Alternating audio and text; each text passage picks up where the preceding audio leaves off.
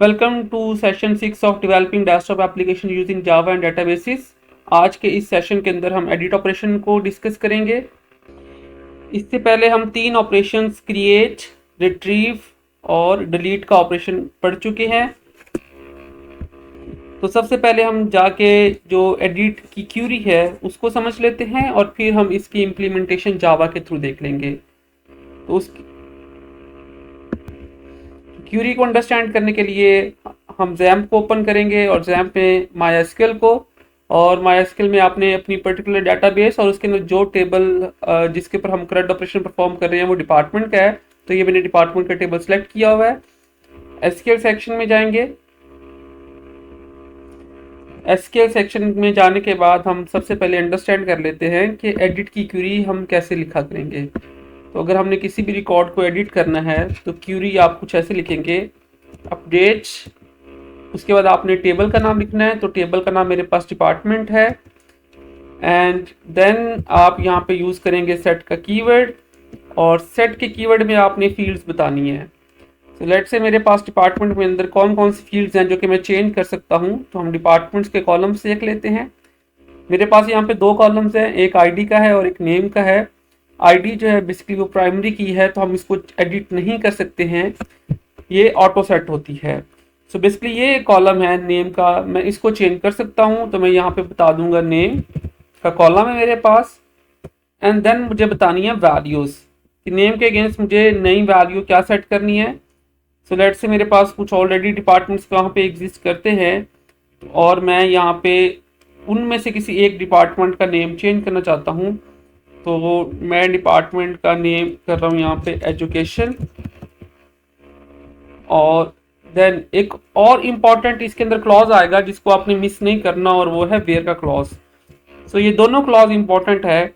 जैसा कि हमने लास्ट सेशन में डिस्कस किया था कि यूजुअली हम एक टाइम पे एक ही रिकॉर्ड को अपडेट करेंगे और एक ही रिकॉर्ड को डिलीट करेंगे, और इसको इंश्योर करने के लिए हम वेयर का क्लॉज यूज़ करते हैं, और वेयर के क्लॉज में हम बताएंगे कि हमने कौन सा रिकॉर्ड चेंज करना है। So let's say where ID is equal to, मैं जो कंडीशन बना रहा हूँ आईडी की बेस के ऊपर बना रहा हूँ, and let's have a look कि हमारे पास पहले कौन कौन से डिपार्टमेंट्स जो हैं वो एग्जिस्ट करते हैं।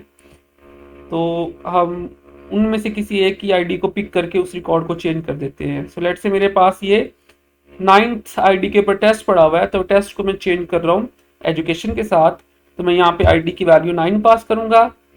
क्यूरी को रन करेंगे।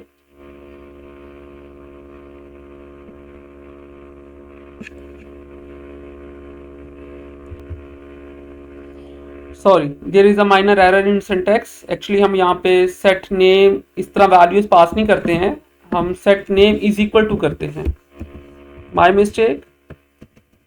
सो हम फील्ड का नाम बताएंगे एंड इक्वल टू उसको वैल्यू बता देंगे। So set name is equal to education, और अगर कोई और फील्ड होती मेरे पास जैसे कि डिपार्टमेंट का कोई डिस्क्रिप्शन होता, तो फिर मैं सेकंड फील्ड का नाम लिखता यहाँ पे और फिर हम इसको इक्वल टू वैल्यू कर देते। तो फॉर नाउ हमारे पास एक ही फील्ड है, तो उसके लिए हमने जस्ट नेम को एक न्यू वैल्यू असाइन कर दी है, और कहाँ पे नेम चेंज होगा, जहाँ पे आईडी जो है वो 9 होगी। दोबारा से क्यूरी को रन करते हैं,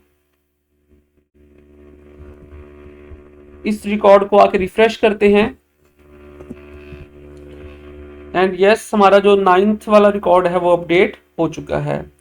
तो ये सिंपल सी क्यूरी है हमारे पास। जब भी हम किसी भी रिकॉर्ड को अपडेट करना चाहेंगे तो सेट का कीवर्ड यूज़ करके हम उसके बाद फील्ड्स बताएंगे और फील्ड्स को हम नई वैल्यूज़ बता देंगे, और एट द एंड हम वेयर का क्लॉज यूज़ करेंगे। सो दोबारा से अगर हम जनरल सिंटैक्स देखना चाहें, अपडेट के बाद आपने टेबल का नाम लिखना है, देन आप सेट का कीवर्ड यूज़ करेंगे और फिर आपके पास सारी फील्ड्स एंड वैल्यूज़ हैं जो आपने चेंज करनी है। तो ये आपके पास पहले फील्ड्स आ जाएंगी, इक्वल टू वैल्यू आ जाएगी, फिर second field and equal to value. जो आपके पास फील्ड स्ट्रिंग टाइप की हैं उनके ऊपर आप कोट्स लगाएंगे, और जो आपके पास न्यूमेरिक फील्ड्स हैं वो बगैर कोट्स के आप उनको वैल्यू असाइन करेंगे, और लास्ट में इसका एक वेयर क्लॉज आ जाएगा।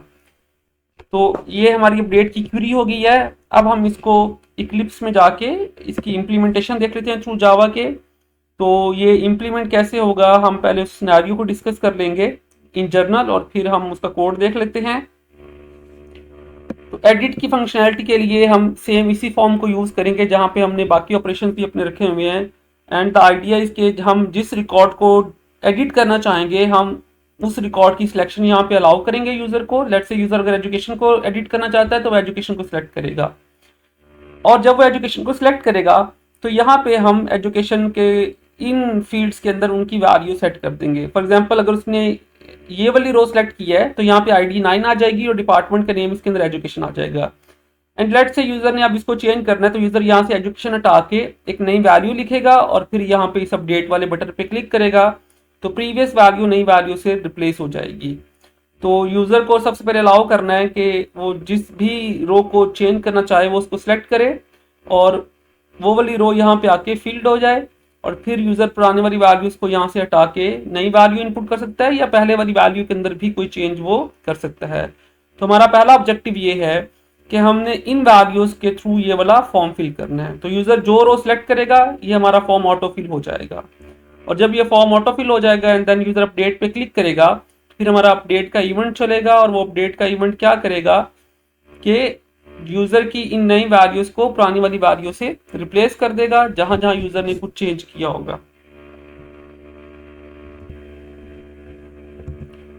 सो हमारा पहला टास्क जो है वो ये है कि हमने यूजर को जब भी यहाँ से कोई एक रो सेलेक्ट करेगा तो हमने इन वाली फील्ड्स को जो है वो पॉपुलेट करवाना है। अब इसके लिए हम क्या करेंगे, हम यहाँ पे अपने इस जे टेबल को सिलेक्ट करेंगे, स्क्रॉल पैन में इसके अंदर हमने अपना जे टेबल रखा हुआ है तो हम इसके अंदर से जाके जे टेबल को सिलेक्ट कर लेंगे। ये हमारा टेबल डिपार्टमेंट है और हम इसका एक इवेंट जनरेट करेंगे, और वो इवेंट होगा माउस क्लिक का, कि जब भी यूजर किसी रो को सिलेक्ट करेगा तो हम उसकी आईडी और उसका नेम फेच करके यहाँ पे डिपार्टमेंट नेम में विजिबल करवा देंगे।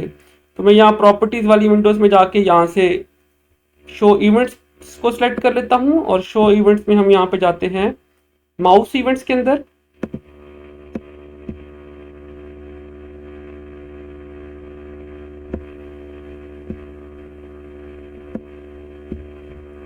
और ये माउस का मैंने क्लिक का इवेंट यहाँ से जनरेट कर दिया।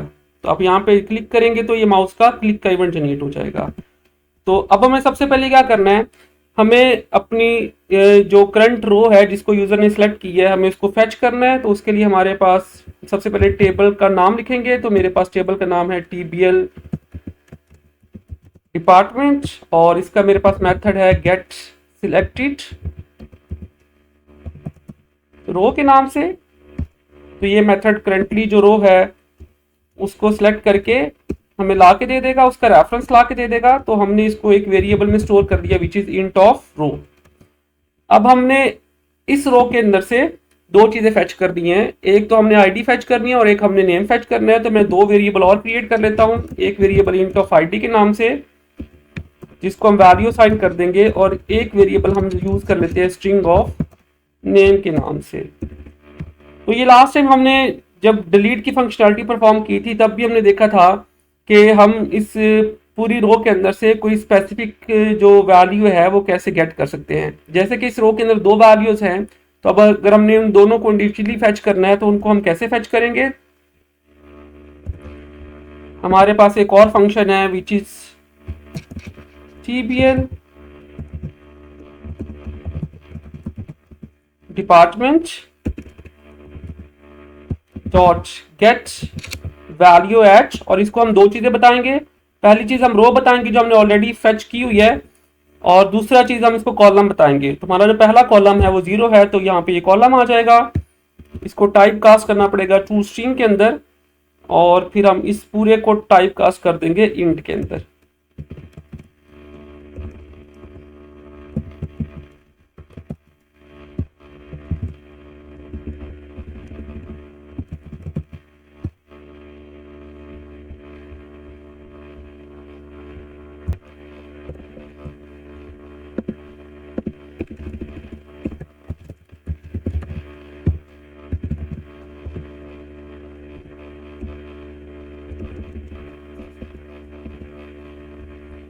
तो मैं इंटीजर डॉट पास इंट के अंदर ये पूरे वाली अपनी स्टेटमेंट रख लेता हूँ।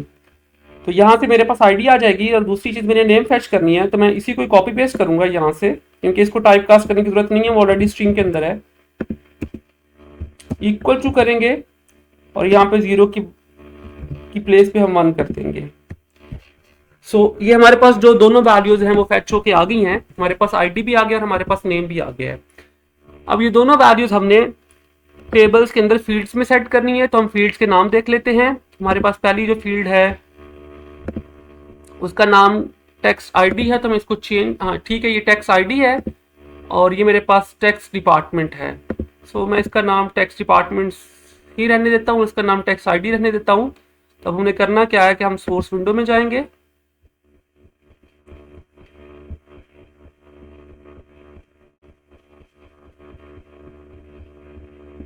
ये हमारा वो इवेंट है। तो मेरे पास पहली जो फील्ड है वो है text ID dot set text करेंगे और सेट टेक्स्ट के अंदर हम पास कर देंगे आईडी। ठीक है, अच्छा अब ये जो वैल्यू रिसीव करता है सेट टेक्स्ट, ये स्ट्रिंग के अंदर रिसीव करता है, तो इसको टाइप कास्ट कर देंगे हम ट्रू।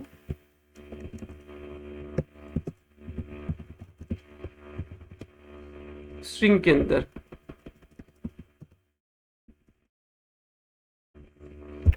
और रादर देन कि हम इसको यहाँ पे टाइप कास्ट करें, हम यहाँ पे इसको बगैर वेरिएबल में स्टोर किए हम डायरेक्टली इसी को कॉपी कर लेते हैं और ये डायरेक्टली यहाँ पे पेस्ट कर देते हैं। तो ये ऑलरेडी जो है वो टू स्ट्रिंग में टाइप कास्ट हुआ है। सिमिलरली हम इस नीचे वाली लाइन को भी अवॉइड कर सकते हैं। हम क्या कर सकते हैं कि डायरेक्टली यहाँ पे लिखें text department dot set text और आप इसको चाहे तो ये नेम पास कर दें, चाहे तो आप इसको ये वाली वैल्यू उठाएं पूरे की पूरी और आप इसको ये वैल्यू पास कर दें। तो आपको ये दो स्टेटमेंट्स की ज़रूरत ही नहीं है। तो मैं इन दोनों स्टेटमेंट्स को यहाँ पे कमेंट कर देता हूँ क्योंकि ये मेरे पास एक्स्ट्रा स्टेटमेंट्स हो गई है। तो मैंने डायरेक्टली सेट टेक्स्ट के अंदर जाके वैल्यूज़ पास कर दी हैं। तो पहले हम इस फंक्शनैलिटी को टेस्ट कर लेते हैं कि ये फंक्शनैलिटी हमारी रन हो रही है या फिर नहीं हो रही। तो लेट से मैं यहाँ से इसको सिलेक्ट करता हूँ, देखिए ये फिल हो गया। अच्छा अब ये एडिटेबल नहीं है, यूज़र इसको एडिट नहीं कर सकता, बट ये एडिटेबल है, यूज़र इसको चेंज कर सकता है। ये भी चेंज हो रहा है, ये भी चेंज हो रहा है, ये भी चेंज हो रहा है मेरे पास। अब हमारा नेक्स्ट टास्क है ये है कि हमने इस अपडेट वाले बटन पे इवेंट जनरेट करना है और फिर हम उसका कोड लिखेंगे जिसमें यूज़र को अलाउ होगा कि वो जिसमें लाइक अकाउंट्स नहीं चाहिए, अकाउंट चाहिए, तो इसको अकाउंट करके इसको अपडेट पे क्लिक करेगा तो ये पर्टिकुलर रिकॉर्ड जो है वो अपडेट हो जाएगा। तो हम वापस चलते हैं और हम इस बटन का इवेंट जनरेट करते हैं।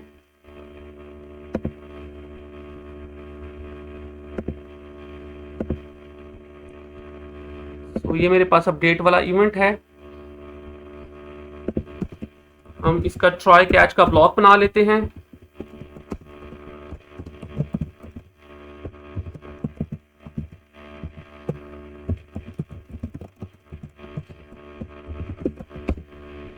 अच्छा आपने कभी इस एसक्यूएल जो भी आप एक्सेप्शन यूज करेंगे यूजुअली हम उसका ऑब्जेक्ट का नाम ई रख लेते होते हैं, तो आपने इस ऑब्जेक्ट का नाम यहाँ पे ई नहीं रखना किसी भी अपने इवेंट के अंदर, क्योंकि ऑलरेडी इवेंट एक्शन का जो ऑब्जेक्ट है वो भी ई के नाम से है। तो ये इटसेल्फ एक आपको उसको एरर दे देगा कि वो आपके पास एक ही नेम के दो वेरिएबल जो है वो सेम फंक्शन के अंदर एग्जिस्ट करते हैं। अब हमने सबसे पहले क्या करना है, हमने अगेन सबसे पहले जो है वो डेटाबेस के साथ कनेक्शन बनाना है। तो डेटाबेस के साथ हम कनेक्शन कैसे सेट करेंगे, डीबी कनेक्शन की हमारे पास क्लास है, उसके अंदर फंक्शन है गेट कनेक्शन के नाम से और ये हमें कनेक्शन टाइप का एक ऑब्जेक्ट रिटर्न करता है।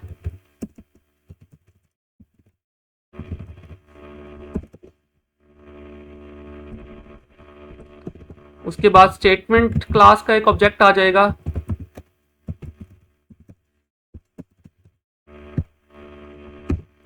Create statement. अच्छा अब हमने फील्ड से दो वैल्यूज लेनी है, एक वैल्यू हमारे पास पहले वाली फील्ड्स में पड़ी हुई है लाइक आईडी और एक वैल्यू हमारे पास डिपार्टमेंट नेम में पड़ी हुई है। तो हमने इसको चेंज करना है और कहाँ पे चेंज करना है, जहाँ पे ID is equal to this हो जाएगी। तो ये क्यूरी हम ऑलरेडी देख के आए हुए हैं। तो अब हम पहले इन दो वैल्यूज को यहाँ पे लोकल वेरिएबल में स्टोर कर लेते हैं। तो पहली वैल्यू मैं यहाँ पे इंट ऑफ आईडी की फैच कर रहा हूँ, आईडी इंटीजर में आएगी।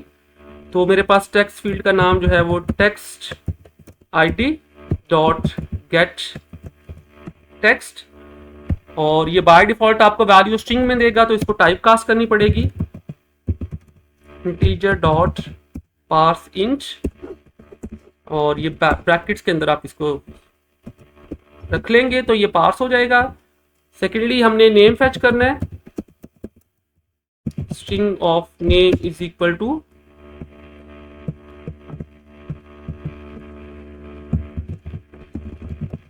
Text department dot get text, इसके अंदर कोई इशू नहीं आएगा टाइप कास्टिंग का, क्योंकि वो ऑलरेडी स्ट्रिंग के अंदर है। अब हम अपनी क्यूरी बना लेते हैं।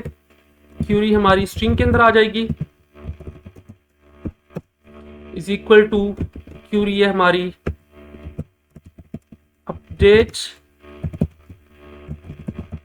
Department set.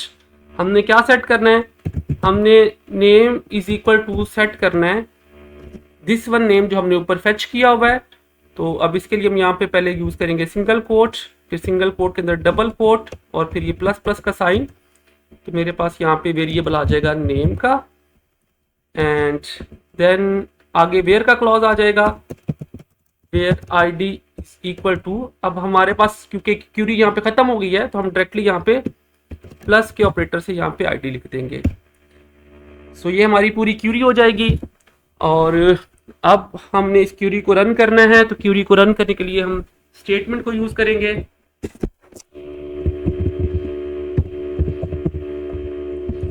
और चूंकि हम रिकॉर्ड को अपडेट कर रहे हैं तो हमने एग्जीक्यूट अपडेट यूज करना है, और ये हमें रिजल्ट रिटर्न करेगा, तो हम उसको एक वेरिएबल में स्टोर कर लेते हैं।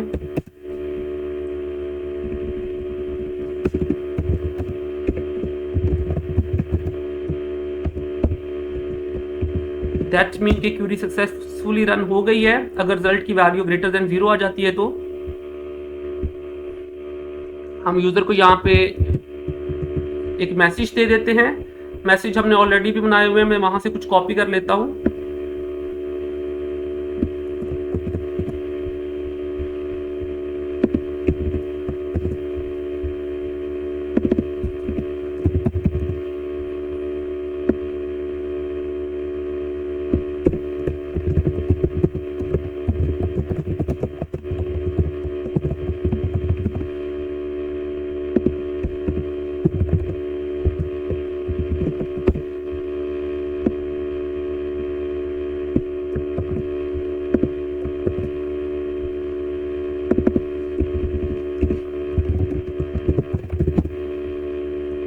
हम यहाँ पे ट्रेस बैक कर लेते हैं।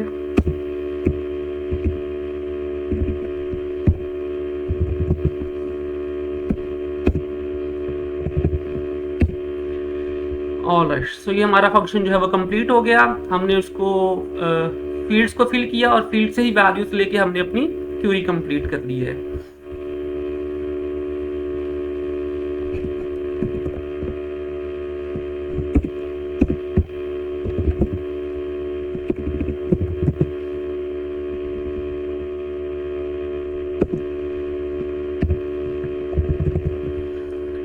प्रोग्राम को रन करके देखते हैं।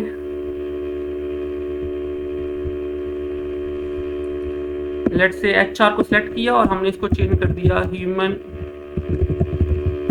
रिसोर्स मैनेजमेंट के साथ। अपडेट पे क्लिक किया, record updated successfully, but record यहाँ पे अपडेट होता हुआ हमें नजर नहीं आ रहा। हम दोबारा पे व्यू पे क्लिक करेंगे तो ये अपडेटेड रिकॉर्ड फैच होके आ गया। अब हमें एक चेंज आखिरी करना है कि जब हम अपडेट कर रहे हैं यहाँ से, तो ये वाला टेबल भी खुद ब खुद अपडेट होना चाहिए। तो उसके लिए हमने एक फंक्शन क्रिएट किया हुआ है लोड डिपार्टमेंट का, जो हम पहले भी हर जगह पे यूज कर रहे हैं। तो जब ये सारा काम कंप्लीट हो जाएगा तो हम यहाँ पे फंक्शन यूज कर लेंगे गेट डिपार्टमेंट या लोड डिपार्टमेंट के नाम से हमने फंक्शन क्रिएट किया हुआ है, ताकि हम उसको बार बार यूज कर सके। यस, व्यू डिपार्टमेंट्स के नाम से।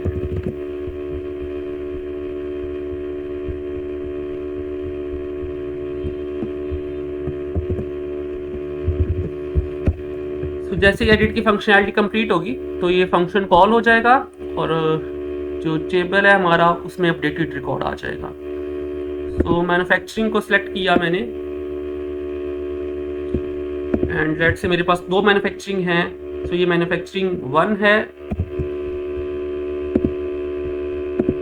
ठीक है, और मेरे पास एक और मैन्युफैक्चरिंग भी है। इस एजुकेशन को भी मैंने चेंज करना है।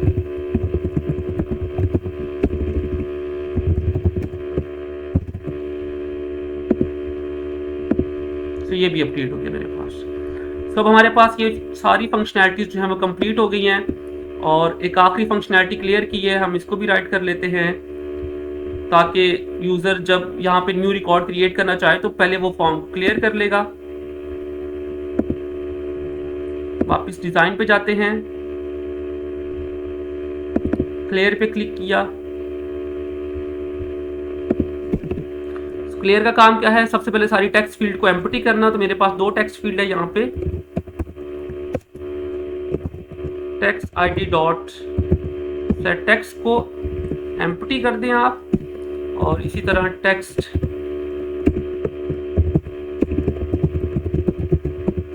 डिपार्टमेंट डॉट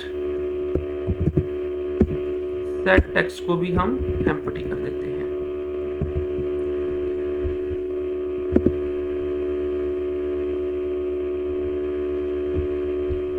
लेट्स से अब हमने डिपार्टमेंट क्रिएट करना है, test create display. Department view already view हो रहे हैं हमारे पास, हमने अपडेट करना है टेस्ट को। लेट्स से मैंने अपडेट करना है टेस्ट 1 के साथ, अपडेट किया, ये अपडेट हो गया। इसको डिलीट करना है तो ये डिलीट हो गया, और इस फॉर्म को क्लियर करना है तो यहाँ पे क्लियर पे क्लिक करेंगे तो ये फॉर्म हमारा क्लियर हो जाएगा। सो डिपार्टमेंट का क्रेडिट ऑपरेशन हमारा यहाँ पे तक कंप्लीट हो गया। अब हमने एम्प्लॉय के क्रेडिट ऑपरेशन को देखना है, और बेसिकली एम्प्लॉय का क्रेडिट ऑपरेशन भी सेम ही होगा, बस उसमें एक चेंज आएगा और हमने उस चेंज को पर्टिकुलरली डिस्कस करना है। वो चेंज ये है कि जैसे हमारा ये डिपार्टमेंट का टेबल था, इसमें कोई फॉरेन की एग्जिस्ट नहीं करती, इसमें हमारे पास सारी वैल्यूज जो है वो इंडिपेंडेंटली आ रही हैं। लेकिन जब हम एम्प्लॉय को ऐड करेंगे तो एम्प्लॉय में कुछ डिपार्टमेंट, हर एम्प्लॉय किसी डिपार्टमेंट से बिलोंग करेगा।